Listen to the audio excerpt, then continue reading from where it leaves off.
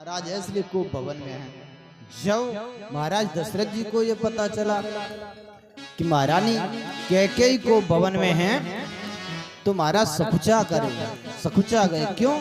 क्योंकि वो सोचने लगे आज तो मैंने राम जी के राज्याभिषेक की तैयारी के लिए मंत्रियों को आदेश दिया है, गुरुदेव से परामर्श करके कल ही तो उसका अभिषेक होगा और उससे पूर्व संध्या में ये कैकेयी कोप भवन में क्यों चली गई, ये सोच करके महाराज सकुचा गए। और गोस्वामी जी ने बड़ा अद्भुत कटाक्ष किया। उन्होंने कहा कि जो महाराज दशरथ युद्ध भूमि में शूल कुलिश माने त्रिशूल वज्र आदि की चोटों से भी व्यथित नहीं हुए, वे आज काम से व्यथित होकर के कैकेयी के रूठने मात्र से सकुचा गए। और महाराज बार बार आए और प्रयास करने लगे कि रानी को पूछे तो सही कि उसके कोप का कारण क्या है, पर वो अपने को छूने तक नहीं देती, स्पर्श तक नहीं करने दे रही। तब महाराज ने कहा, देवी तुम बताओ तो सही, तुम्हारा अहित किया किसने है, बताओ किसे राजा बना दूं और किसे देश से निकाला दे दूं। अगर तुम्हारा शत्रु कोई देवता भी होगा तो उसे भी मैं मार डालूंगा।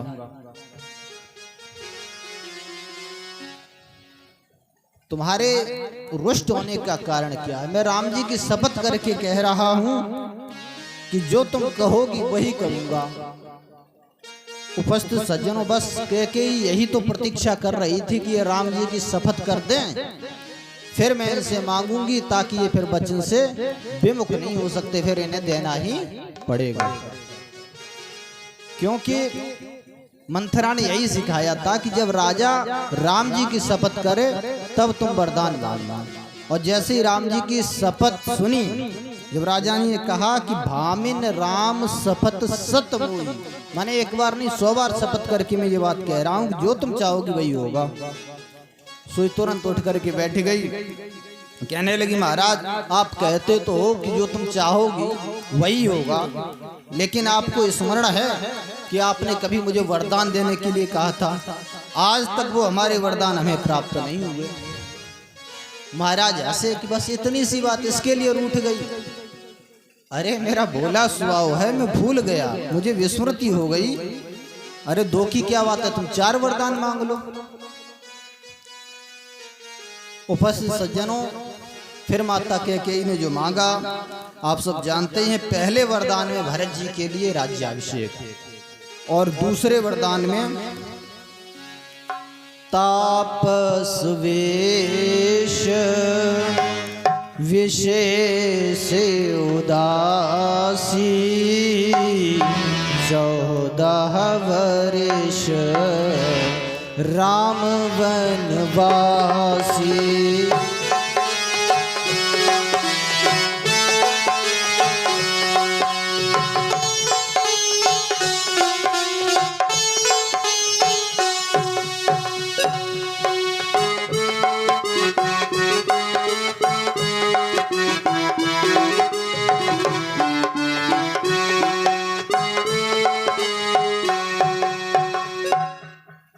उपस्थित सज्जनों, जितने जैसे ही महाराज ने सुना कि ये राम जी के लिए 14 वर्ष का वनवास मांग रही, महाराज ने तो सपने भी कल्पना नहीं की थी कि महारानी कभी ऐसा वरदान भी मांगेंगी। बस इतना सुनना भर था कि महाराज माथे हाथ मूद दो लोचन तन धर सोच लाग जन सोचन। शोकाकुल हो गए, शोक से भर गए। कवने अवसर का भयो गयो नारी विश्वास, जोग सिद्धि फल समय जिमे जते हैं अविद्या नाश। महाराज को शोक करते हुए जब महारानी कैकेयी ने देखा तो और कुपित हो गए। कहने लगी, महाराज आप तो ऐसे दुखी हो रहे जैसे भरत जी आपके पुत्र ही न हो। आप क्या मुझे मोल लेकर के आए थे? जो भरत जी के राज्याभिषेक की बात सुनकर के आप इतने दुखी हो रहे। महाराज ने कहा, देवी मैं भरत जी के राज्याभिषेक के कारण दुखी नहीं हो रहा, मैं सच कहता हूँ कि मोरे भरत राम उदय आखी, सत्य कहूं करे शंकर साखी। भगवान शिव इस बात के साक्षी हैं कि भरत और राम मेरी दो आंखें हैं। इसलिए मैं अवश्य ही सुबह अपने दूतों को भेजूंगा, वो जाएंगे भरत जी को लेकर के आएंगे और सुंदर शुभ दिन सुधवा करके लगन दिखवा करके मैं भरत जी को राजा बना दूंगा। मुझे इससे कोई आपत्ति नहीं है। मैंने पहला वरदान तुम्हें दिया क्योंकि मैं जानता हूं कि लोभ न राम है राज कर, बहुत भरत पर प्रीति। मैं बड़ छोट विचार जिया करत रहे पुनीति। कहा कि मेरे राम को राज्य का लोभ थोड़े ना है, मेरा राम तो भरत जी से बहुत प्रेम रखता है। मैं ही बड़े छोटे का विचार करके राम को राजा बनाने जा रहा था, क्योंकि हमारे कुल की परंपरा है, कुल में जो बड़ा होता है उसी का राज्याभिषेक होता है। इसलिए मुझे पहले वरदान से कोई आपत्ति नहीं है, पर दूसरा वर असमंजस मांगा। पर दूसरा वरदान जो तुमने मांगा वो बड़ा असमंजस भरा है। मेरा राम निरपराध है, ऐसे निरपराध राम को मैं कैसे कह दूं कि तुम वन में चले जाओ। और तुम्हें लगता है कि यदि राम ने कुछ अपराध किया है तो बताओ मेरे राम का क्या अपराध है। मैं तो मान ही नहीं सकता कि मेरे राम से कोई अपराध भी बन सकता है, क्योंकि जासु स्वभाव अरे अनुकूला, सो किमि करहि मातु प्रतिकूला।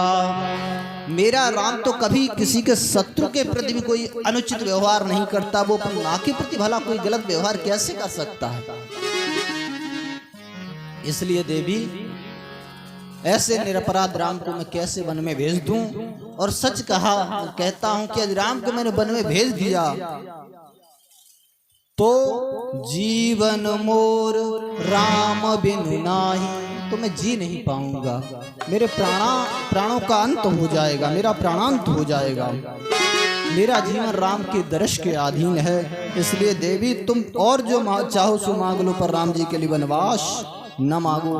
पर कैकेयी जी उस समय हठ पकड़े रही और उन्होंने यहाँ तक कह दिया कि होत प्रात मुनि वेश धरी, जौन राम बन जाहि, मोर मरन राउर अजस नृप समुझिय मन माहि। देवी कैकेयी ने कह दिया कि यदि प्रातः काल होते ही राम मुनिवेश बना करके वन में नहीं गए तो समझ लेना राजन, मेरी मृत्यु होगी, आपका अपयश होगा। अब तो कैकेयी कुछ सुनी ही नहीं रही। महाराज ने बहुत प्रकार से विनती की, पैर पकड़े, सब कुछ किया, लेकिन कैकेयी नहीं मानी। तब महाराज ने कहा देवी अब तुम मेरी आंखों के सामने से ओझल हो जाओ, कहीं जाकर के बैठो, मुझे मेरे हाल पर छोड़ दो। रात भर शोक करते रहे और प्रार्थना करते रहे कि हे मेरे वंश के प्रवर्तक सूर्य नारायण प्रभु, आप आज उदय मत होना, क्योंकि यदि आपका उदय हुआ तो अपने कुल की ये दशा देख करके आपको भी बहुत पीड़ा होगी। बिलपते नृपहि भयउ भिनुसारा। उपस्थित सज्जनों, सारी रात महाराज दशरथ को शोक करते व्यतीत हो गई। महाराज तो सो ही नहीं पाए शोक की घड़ी में। अयोध्या में उस दिन कोई नहीं सोया। महाराज शोक के कारण नहीं सोए और अयोध्यावासी हर्ष के कारण नहीं सोए। अयोध्यावासियों को ये आनंद था कि कल हमारे राम राजा बनेंगे, इसलिए अयोध्यावासी नहीं सोए। और कैकेयी जी के वरदान के कारण महाराज दशरथ नहीं सोए, क्योंकि महाराज जानते हैं कल प्रातः काल होगा तो मेरे राम को बन जाना होगा। अयोध्यावासी सोचते हैं कि कल प्रातः काल होगा तो हमारे राम जी राजा बनेंगे, इसलिए न वो सोए न ये सोए। कहने से नींद परी नहीं काऊ, कोई नहीं सोया। प्रातः काल होते ही राजद्वार पर भीड़ लग गई और लोगों को आश्चर्य हो रहा था कि जागे अजय न अवधपति, कारण कवन विशेष, कौन सा ऐसा विशेष कारण है जो अब तक महाराज दशरथ नहीं जागे हैं। ये बड़ी अद्भुत बात है कि महाराज तो नित्य प्रति पिछले पहर भूप नित जागा, चौथे पहर में जाग जाते थे रात्रि के। आज हमें बड़ा अचरज लगा, आज तो हमें बड़ा आश्चर्य कि महाराज अब तक सो रहे हैं। उपस्थित सज्जनों, आज के समय में यही परिवर्तन हुआ है।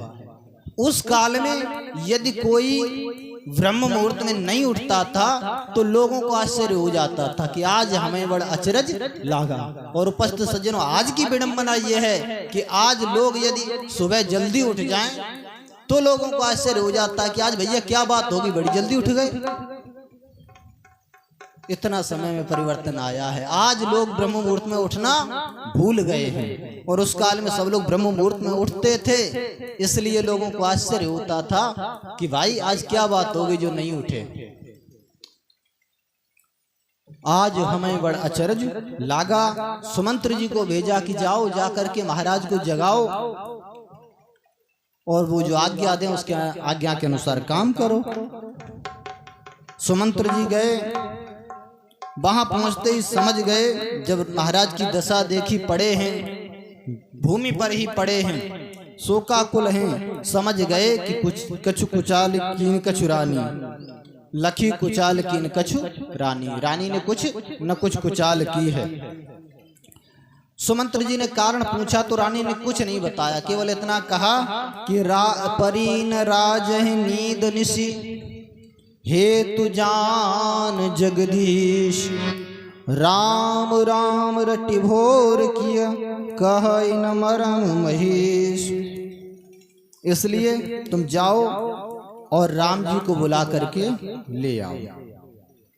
सुमंत्र जी राम जी को बुलाने के लिए गए और राम जी ने जब सुमंत्र जी को देखा, आहा, राम सुमंत्र आवत देखा, आदर कीन्ह पिता सम लेखा।